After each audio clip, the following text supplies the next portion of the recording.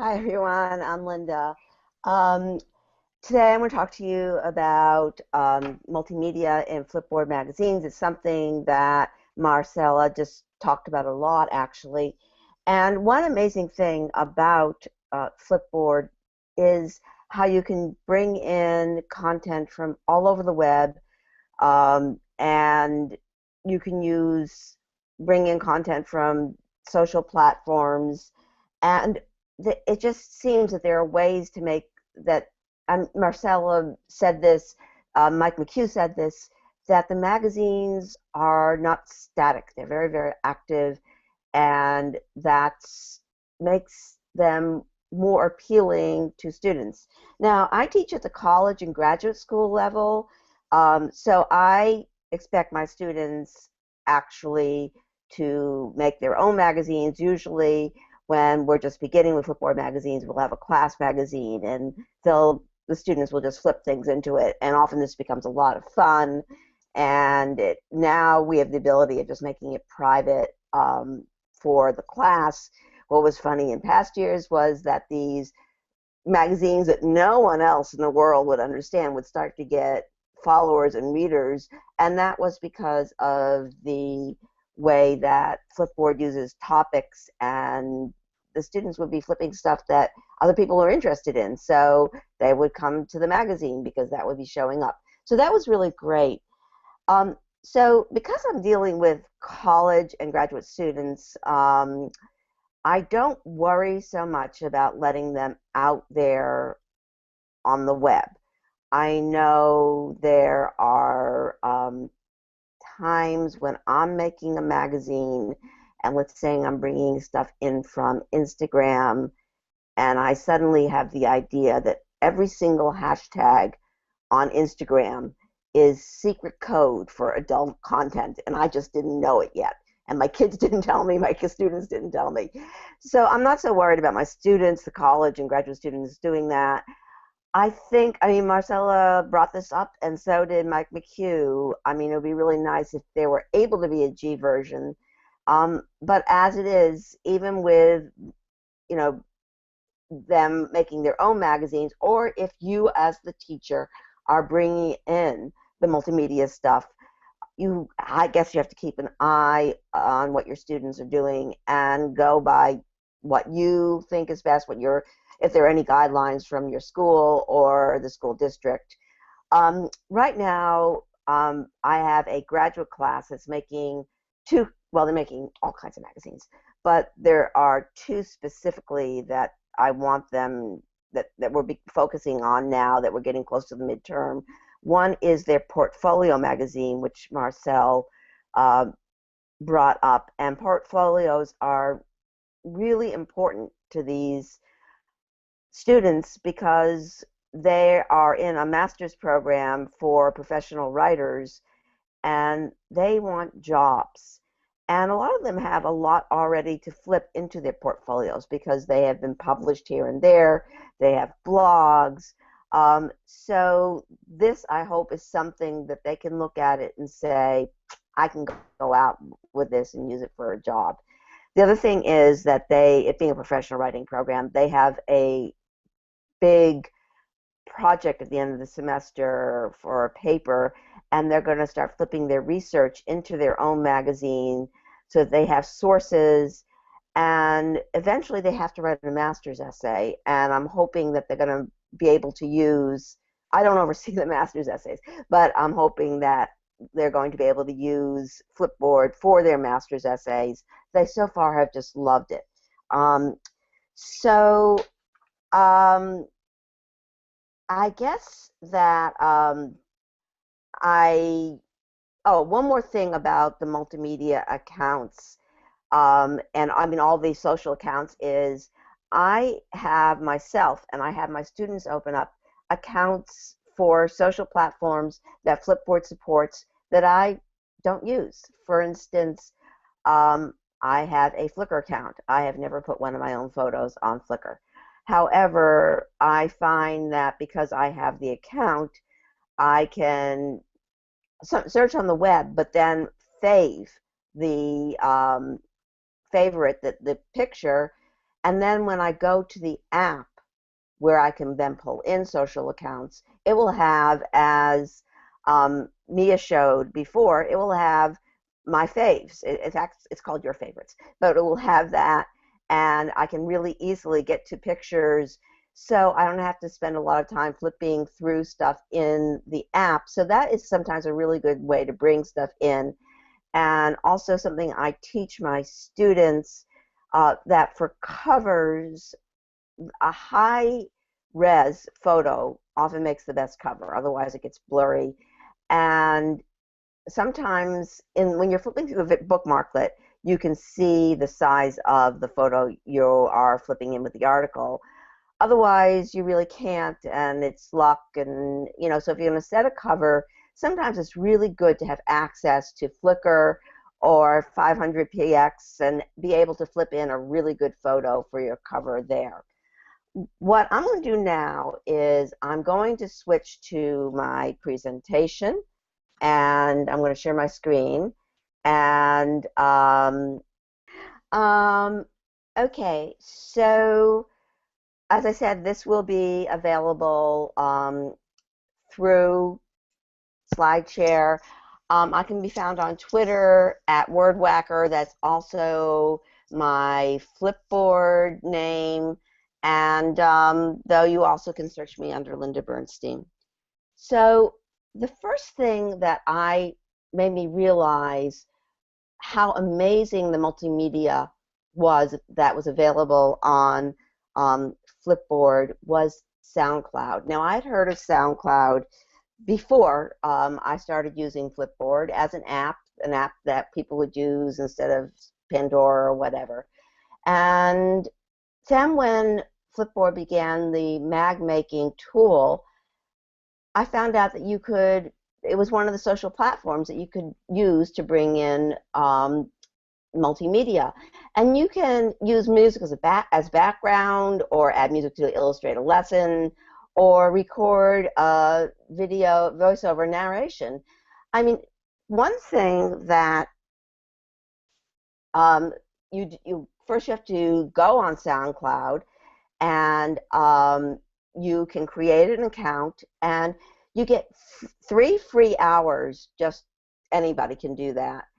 And if you think that you're going to be using an account a lot, you get unlimited recording for $55, and for $135, and that is pretty cheap. I guess especially for a band. But even I'm hoping that teacher budgets become such that you can do that, because being able to add music you want or voiceover is just a wonderful, wonderful tool.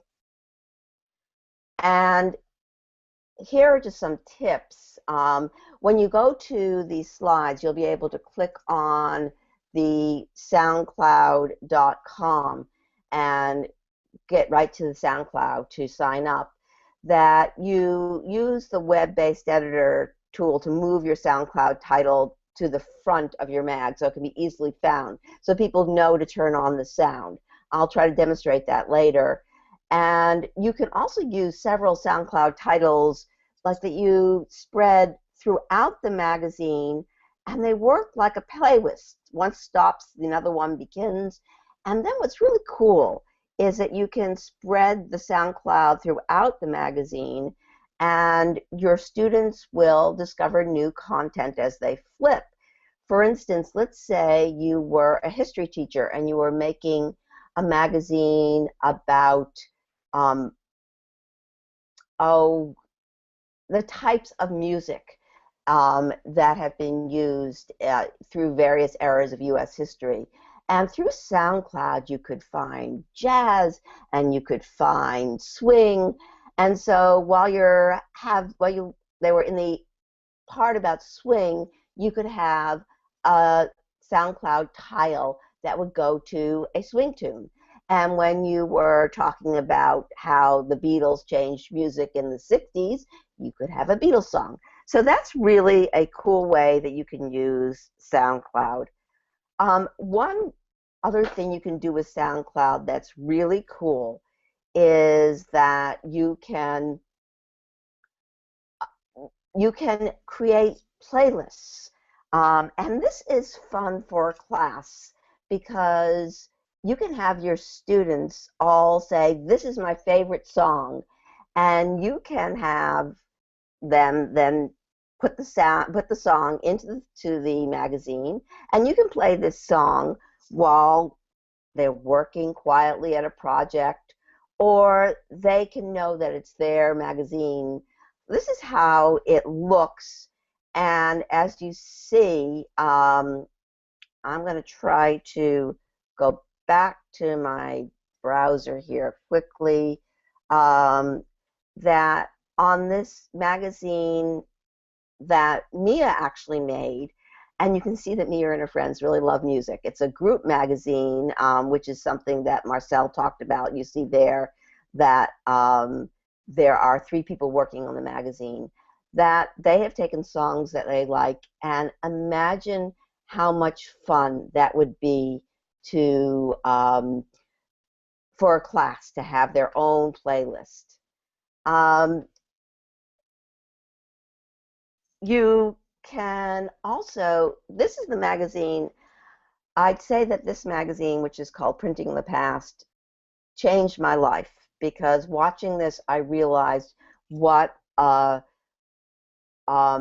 magazine could be, because Najib Amini, who works for Flipboard, he tells a story, and being a writer and a journalist, I'm a storyteller, and so what Najib does is tell the story, it records the voice of James Lang, who was a 3rd-generation letterpress printer, and Lang tells the story about the dying art of letterpress printing. I mean, you still get it with when it's an option often for wedding invitations, but it's rare that someone does letterpress. I'm going to get you to that mag now, and what you see is, this is the web version, and you see that as a cover Najib has chosen a GIF. This cover moves. We're seeing a letterpress print and printer at work, and as you scroll down you see the tile that has the sound attached to it. I'm going to click on that now. So you hear the click, click, and you hear what's going on. And just to go through a little bit of this, you'll see the multimedia that's at work in this magazine with the use of GIFs that bring it alive. I'll talk more about GIFs in a second. I'm going to go back to the presentation here. And you can make your mags move in other ways too. It is really easy to bring in YouTubes, and YouTube videos are wonderful to include in magazines. I found this magazine. It's about the Iowa high school girls sports, and it turns out that Iowa has some really good sports teams. So the man who made this, Paul Yeager, they were in the 2015 championships, and so what he did in the magazine is include full YouTube's videos of the games that were broadcast, and it's a terrific thing to do. What I tend to do for students when I use YouTubes is try to use shorter ones, because I want them to be able to move on and to keep looking, and the YouTube can take them out. But for instance, a great idea for a history magazine. I don't know why I'm thinking about like a history teacher now, but I am. Let's say you were doing a magazine about the presidents, and we actually have recordings of presidential speeches from the early 20th century on, and that are now on YouTube. So you could have a YouTube video of Teddy Roosevelt giving a speech, or President Wilson announcing our decision to go into World War I, as well as the famous speech where JFK's inaugural speech where he says, "Ask not what your country can do for you." I mean, these are really moving moments that we can now, the teacher does not need to bring in the film projector or whatever. All you need to do is have YouTube and have a magazine with that they can go to look at. And so one great way to bring YouTube video in is through the browser Brays Bookmarklet. In this one, I had searched how pyramids were built. And I got a lot of hits, and I found this video that was 6 minutes and 30 seconds long. And if I were doing a magazine about architecture or about labor, the labor movement, or about slavery, because all these topics are involved in pyramid building, geometry, math, I could then add in this YouTube video and it would be in my magazines. And you can also search for and flip YouTube videos when you're using the mobile app. I think that Marcella did a great job of doing this. When you search for a term, you scroll down for the social media until you hit YouTube's. And eventually you will get YouTube videos. And if you see on the right-hand side of the screen, these were some of the videos that came up when I searched. And again, some of these would have been really great for, and they're all fairly short, for a magazine that what I was going to do that would involve pyramids for some reason. So you also can film your own class. You can make your own videos. And the amazing thing about our cell phones is that we have a whole camera studio in our pockets. Yeah, a lot of classrooms or a lot of universities, you can sign out video equipment and use a camera that might be a little bit better than the camera on your phone. And some of the cameras that you can sign out will also have the ability so that you can download that right away. But when you film it on your phone, you can just do it just an instantaneous moment. Let's say your high school English teacher and your class is putting on a scene from Shakespeare, and it's something that you very impromptu, you said, John, Steve, and Maggie, except those weren't be names from now on. Lindsay and Connor, go over there and start doing the scene from Shakespeare, and you can film it on your phone, and it can go right into your magazine that you had for the class. It is just so easy to add video, and video really, of course, makes things come alive, which is why films have been so popular. So, anytime your class is doing something great, even my college classes, I film them when they are working cooperatively sometimes, like in small groups, because I just want to, like have record that it happened, but also they like to see themselves that, yeah, they did this. So one thing about making things move are GIFs, and I know that a lot of people thought of GIFs, or have always thought of GIFs, as either being about cats or being pretty annoying, being in your face, but I found that educationally they can teach us a lot. Here is on the left-hand side, a Japanese woodcut, and it shows a boat caught in a typhoon. And the interesting thing about this GIF which you can now see moving, is that someone did this, and you get a real sense of something that wasn't even in the woodcut, of how the waves moved and the danger that these would have.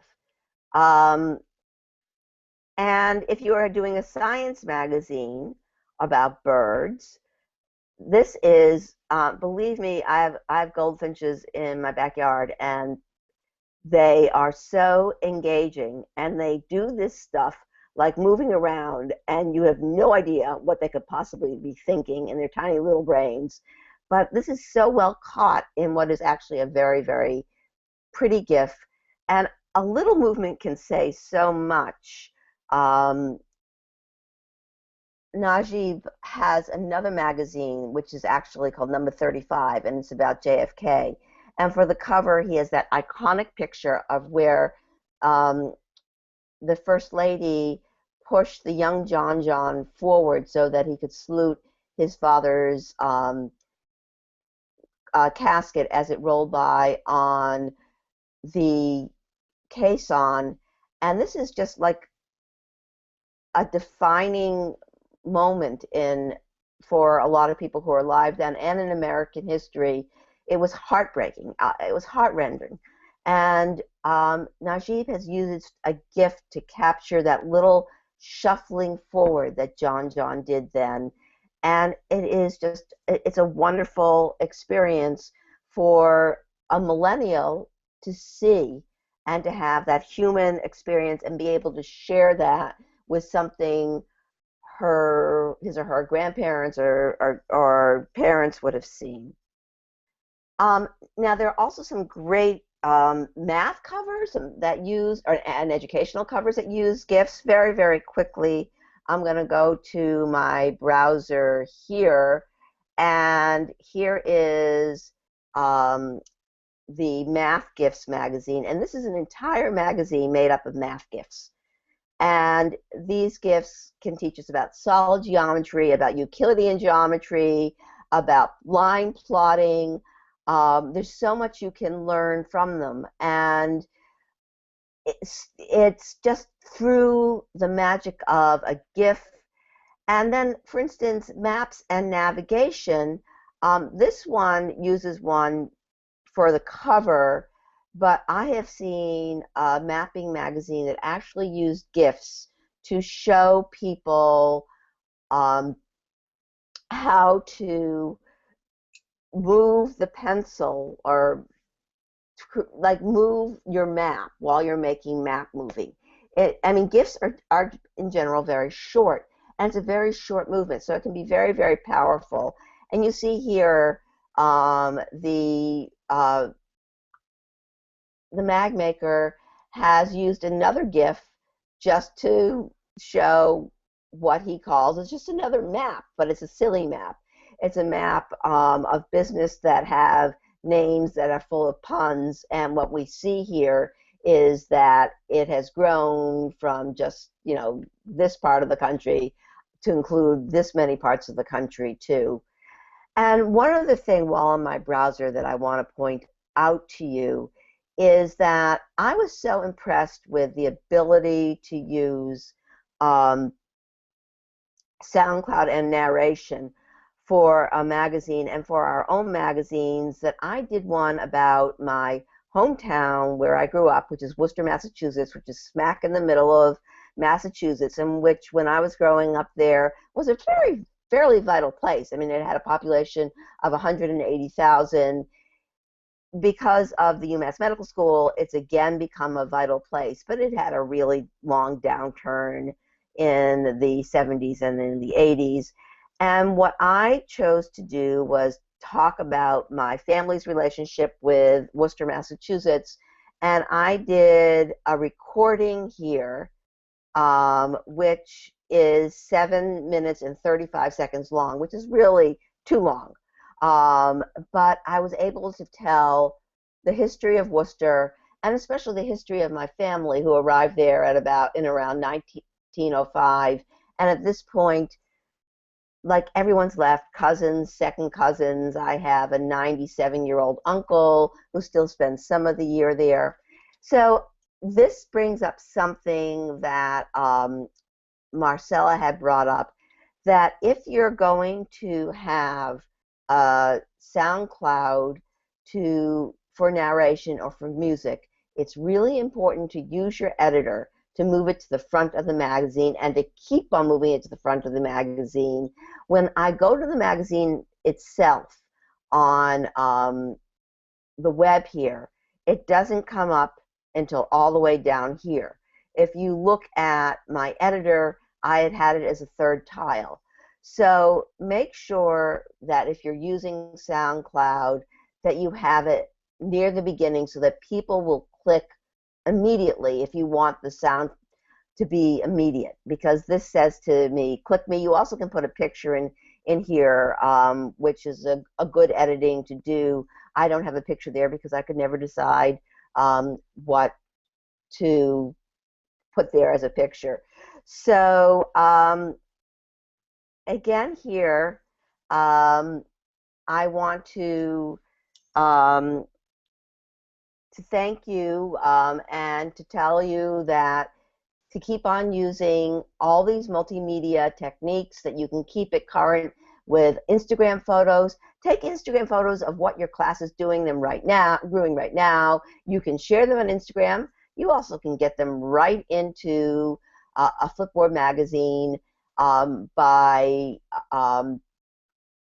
through the app. And again, it's always better to input social through the app itself. And you can include commentary with Twitter or with Compose. It's just amazing, these tools that we have. People comment. It makes things more alive and more vital. And I find that the more multimedia there is, the more likely or the more current a magazine seems, the less static a magazine seems, the more likely people are to keep on flipping. And I would also suggest that a classroom magazine, that you don't have one of these magazines that has 1,000 flips in it, because you really want students to be able to use the magazine, and at some point they're going to stop flipping. So sort of like watch your students and find out like what their limit is. If you tell a group of students, well, this magazine that I'm doing to teach you how to use a compass for geometry, and it has 55 flips in it, they'll go through all 55. They can't say that 55 is too much. I believe that, oh, sorry, I have one more slide here.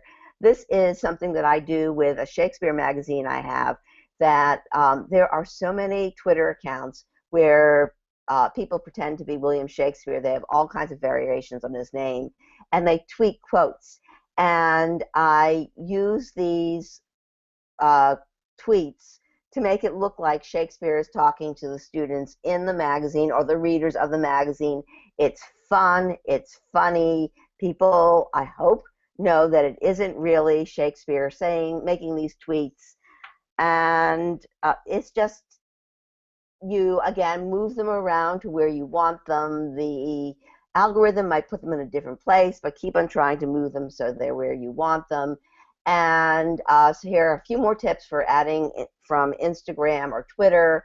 One is to add your social accounts on the mobile app, to search the app for content from your social account, from your own or others. Always try to flip social accounts from the app instead of the bookmarklet, and just use the web-based editor to move flips around to where they make sense in your magazine. I want to thank you very much for your time today, and for being with us. And I believe that Josh is up next. Follow us with the hashtag FlipEDU. tweet to @Flipboard, and you'll find out a lot of tips for your magazines if you're an educator. And thank you for being with us. And Mia and Josh, I'm throwing it over to you, I believe.